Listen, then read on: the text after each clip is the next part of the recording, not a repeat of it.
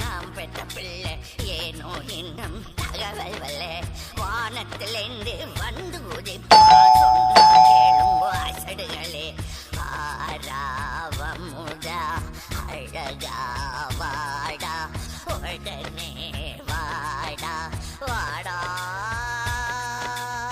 கோவிந்த கோபாலா. திவாகர், சக்தி, என்ன இந்த நேரத்துல? உள்ள வாங்க.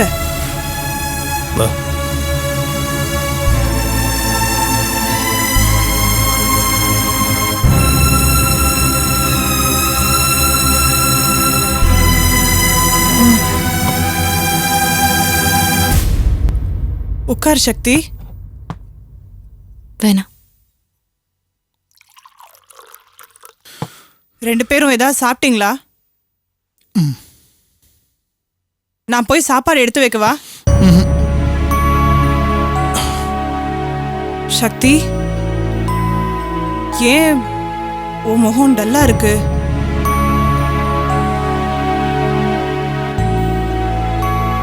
ரெண்டு பேருக்கும் போக்கிடும் இல்லாம அடைக்கலம் தேடி உங்க வீட்டுக்கு வந்திருக்கோம் அனிதா.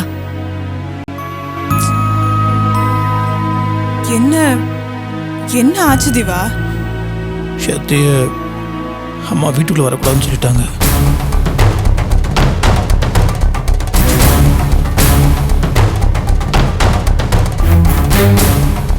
சத்தியோட வீட்டுக்கும் போக முடியாது, அது அவளுக்கு பிடிக்காது. அதான் நேரம் இங்க வந்துட்டோம்.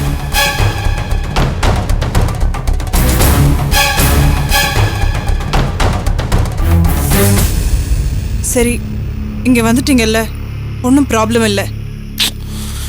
பாவம் சக்தி, அவதான் ரொம்ப அப்செட்டா இருக்கா. புரியுது.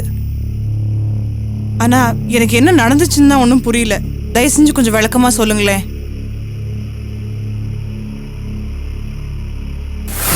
இந்த உதவாசரிக்கைய அறுத்து விடணும்னு நாங்க எப்பவா முடிவு பண்ணிட்டோம்.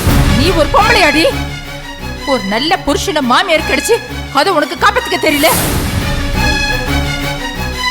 என்னைக்கு இருந்தாலும் அவங்களுக்கு சேர வேண்டியது தானே. இந்த வீட்டுல அவங்களே இருக்கட்டும். வாங்க போலாம், வாங்க.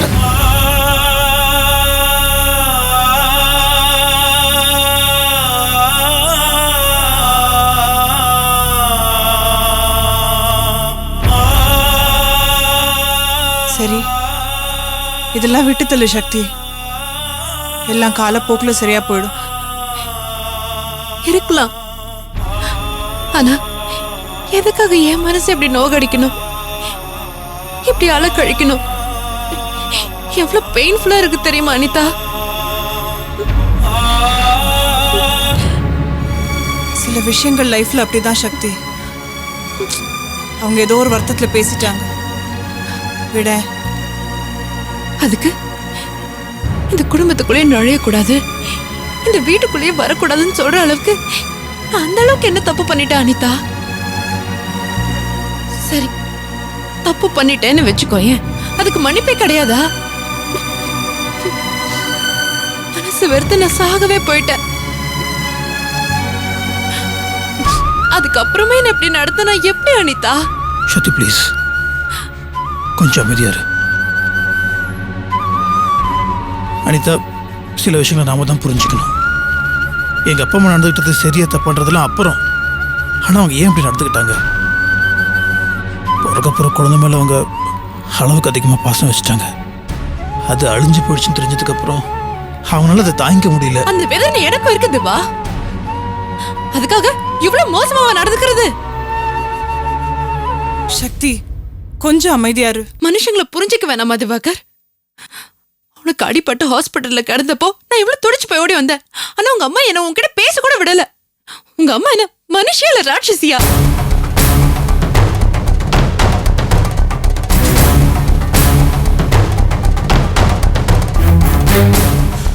சக்தி, ஒரு விஷயத்தை புரிஞ்சுக்கோ.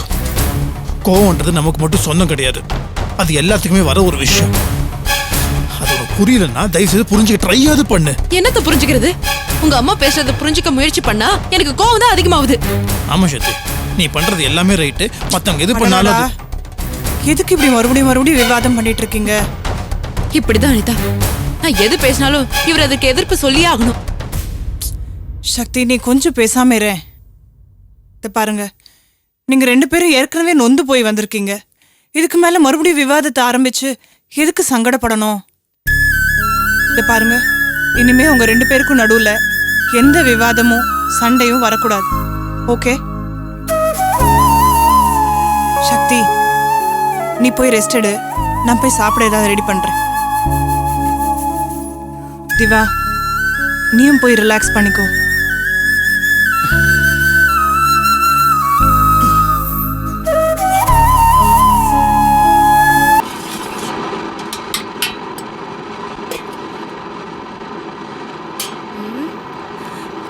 கண்மணி, அம்மாடி கண்மணி, அத்தை அந்த பிளேட் எல்லாம் கழுவிட்டு எடுத்துட்டு வாமா. வரேன் அத்தை. சீக்கிரம் வா. அம்மாடி, இந்த நெத்திலி பொரிச்சு வைக்க சொன்னல, அதை பொரிச்சு வச்சுட்டேன். யாரா தொக்கு பண்ணி வச்சுட்டேன். அந்த சொரா புட்டத்தை சொரா புட்டு கூட பண்ணி வச்சுட்டேன். அப்புறம் உனக்கு காரம் குறைச்சல வேணும்னு சொன்னேன்ல, அதனால கம்மியா போட்டு அழகா செஞ்சு வச்சிருக்கேன். வாசனை கமன்னு வருது. உனக்கு என்ன ரசம் சோறு சாப்பிடணும்னு தலையெழுத்தா? என்ன அத்தை, நீங்க உங்க கைப்பக்குவத்தை பத்தி சொல்லணுமா என்ன? என்னமோமா, இப்ப என்ன சமைக்கிறேன்? முன்னெல்லாம் சமைப்பேன் பாரு, அவ்வளோ ருசியா இருக்கும். அதை தின்னுட்டு தானே என் புருஷனும் பிள்ளையும் பொண்ணும் நல்லா கொழுத்து திரியுதுங்க. ஒவ்வொருத்தருக்கும் அம்புட்டு நாக்கு தாளம். நான் சமைச்சு வச்சேன்னு வச்சுக்கேன், அத நல்லா பாத்தி கட்டி வழிச்சு கட்டுங்க மூதேவி.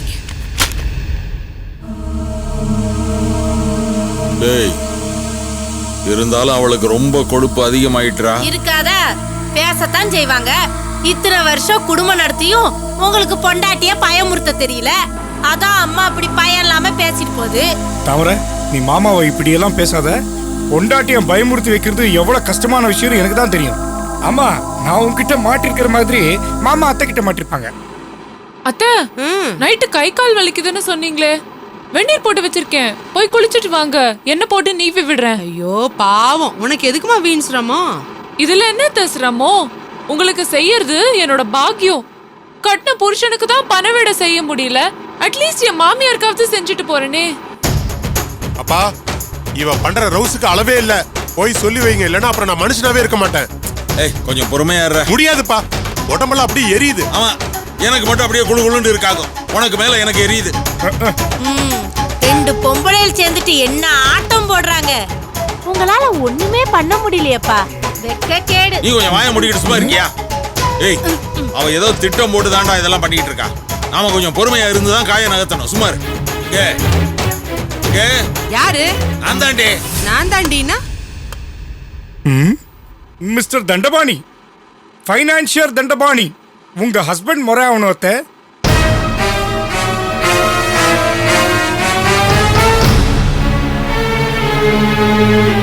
அங்கே அங்கே வாடி.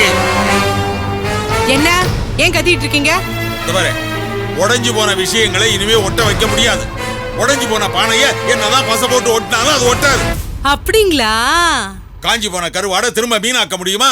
தயிர்ல இருந்து வெண்ணெய் வந்ததுக்கு அப்புறம் அந்த வெண்ணெயை தயிர்ல பூத்த முடியுமா? கரெக்ட் மாமா. அதே மாதிரி டியூப்ல இருந்து வெளியில எடுத்த பேஸ்ட மறுபடியும் அந்த டியூபுக்குள்ள போட முடியாது. ஐயோ, கொஞ்சம் சும்மா இருங்க. ஏன், உங்க அப்பா சொன்னதை விட இந்த உதாரணம் எவ்வளவோ பெட்டர். இந்த மாதிரி 1000 உதாரணங்களை என்னால சொல்ல முடியும். போர் அடிச்சிட்டு இருக்காதீங்க. எதுக்காக என்ன கூப்பிட்டீங்க? என்ன விஷயம்? நாம எல்லாரும் ஒரே வீட்டுல இருக்க முடியாது. அப்ப நீங்க வேற வீட்டுக்கு போறீங்களா? நீ பண்றது எனக்கு கொஞ்சம் கூட பிடிக்கல. ஏண்டா, நீ இவ்வளவு கூட்டிட்டு தனி கொடுத்துன போறியா? அங்கே சொல்லுங்க. எனக்கு வர்ற ஆத்திரத்துக்கு மாமா, அத்தை மேல கோவப்படாதீங்க மாமா. அத்தை ஒரு முடிவோட தான் இங்க வந்திருக்காங்க.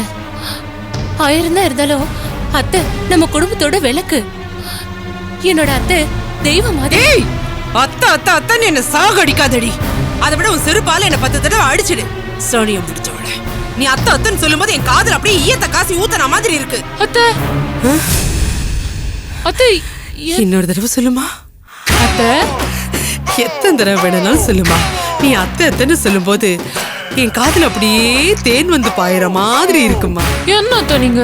அவ செருப்பு எடுத்து உங்களை நீங்க எதுக்கு அடிச்சுக்கணும்? அந்த மாதிரி சொல்றதே தப்பு. நீங்க உள்ள வாங்க, நம்மளுக்கு 1000 வேலை இருக்கு. ஆமாமா, இந்த பொறாம புடிச்ச ஜென்மங்களோட நமக்கு என்ன பேச்சு? வா போலாம். அங்கே என்ன என்ன எல்லாரும் சேர்ந்து கிண்டல் அடிச்சுக்கிட்டு இருக்கீங்களா? ஐயே, என்ன எல்லாரும் ஒண்ணா நின்னு சேர்ந்து கும்மி அடிச்சிட்டு இருக்கீங்க? உங்களுக்கு வேலை வெட்டியே கிடையாதா? எங்களுக்கு நிறைய வேலை இருக்கு, நாங்க வரோம், நீ வாமா போலாம். ச்சே, இவளை எப்படி இந்த வீட்டை விட்டு விரட்டுறதுன்னே தெரியலையே. தண்டபாணி, சாரி மாமா. அத்தைய நம்ம வீட்ல இருந்து வெளியில துரத்துறதுக்கு என்கிட்ட ஒரு அருமையான ஐடியா இருக்கு. என்ன வழக்கம் போல விளங்காத ஐடியா தானே? தாமரை, கொஞ்சம் கேட்டு பாரு. ஆ, மாமா, அத்தையும் கண்மணியும் இந்த வீட்ல இந்த ரூம்ல தான் தங்க போறாங்க. அவங்க கிட்ட நம்ம 10,000 ரூபாய் வாடகையா கேட்டு கெடிபிடி பண்ணிட்டோம்னா, சப்போஸ் அப்படி கொடுக்கலாம்னு வச்சுக்கோங்க, பேச்சு முத்து அமைச்சிருவோம், வசூல் பண்ணிட்டு வந்துருவாரு. நான் சொல்லல, நீங்களும் உங்க யோசனைய பேசாம இந்த மாதிரி ஐடியா குடுக்கறதுக்கு பதிலா உங்க வாயை யாருக்காவது கொஞ்சம் வாடகை கூட்டுருங்களேன். ஐயோ தாமரை, ஏன் மாமா, என் ஐடியா சரியா இல்லையா? கொஞ்சம் வாயை மூடிக்கிட்டு இருக்கீங்களா? அவ நகை பணத்துல இருந்து தான் நானே சம்பாதிச்சு இந்த வீட்டை வாங்கினேன். இந்த வீடே அவ பேர்ல இருக்கு. அவளுக்கு ஏதாவது காதுல விழுந்துச்சுன்னா நம்ம கிட்ட வாடகை கேட்க ஆரம்பிச்சிருவா. பேச வர்றாரு பேச்சு. பூபதி, நான் இன்னொரு ஐடியா. கொஞ்சம் சும்மா இருக்கீங்களா? நந்தா, நம்ம தான் வெட்டியா இருக்கோம்னு நினைச்சோம், மாமாவே அப்படிதானே? நம்ம ஓகே, நம்ம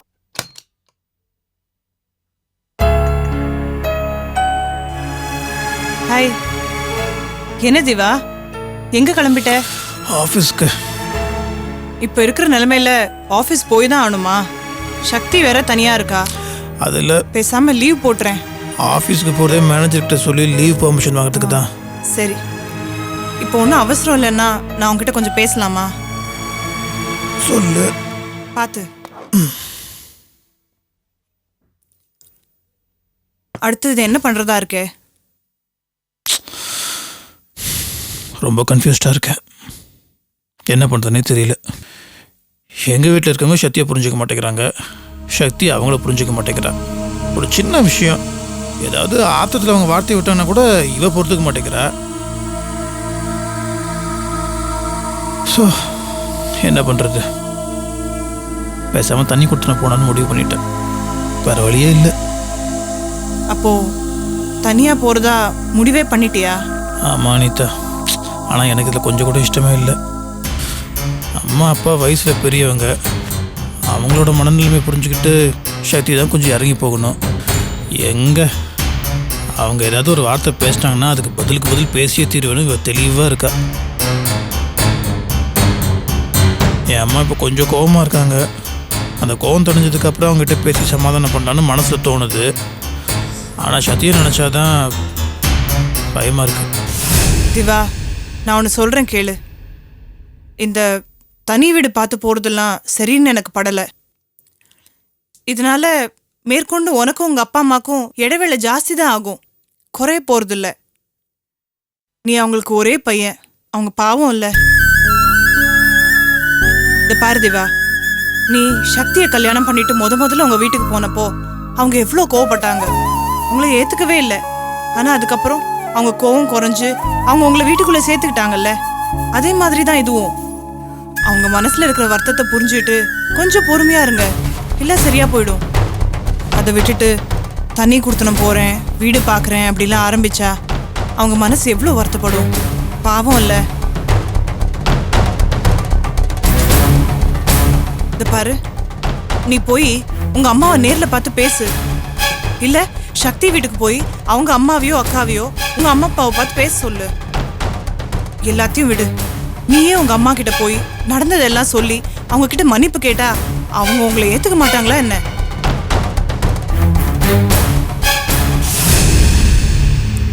ஹாய் சக்தி, குட் மார்னிங். Good morning. என்ன சக்தி, எந்திரிச்சிட்டியா? சரி, நான் ஆஃபீஸ்க்கு போயிட்டு மேனேஜரை பார்த்து லீவ் சொல்லிட்டு வந்துடுறேன். அதுக்குள்ளே நீ குளிச்சு ரெடியாரு. ம், பை. ஏ சக்தி, உனக்கு என்ன டிஃபன் பண்ணட்டும்? நான் பிரெட்டும் ஜாமும் தான் சாப்பிடுவேன். உனக்கு தோசை இல்லை ஆம்லெட் ஏதாவது பண்ணட்டா? எனக்கு எதுவும் வேணாம் அனிதா, உனக்கு எதுக்கு வீண் சிரமம்? என்ன பேசுற? எனக்கு என்ன சிரமம்? உன் வீட்டில் நாங்கள் தங்கி இருக்கிறதே உனக்கு தொந்தரவு தான். எங்களுக்காக நீ எதுக்கு சமைக்கணும்? திவாகர் வந்ததோ நாங்கள் வெளியே ஹோட்டலில் போய் சாப்பிட்டுக்கிறோம்.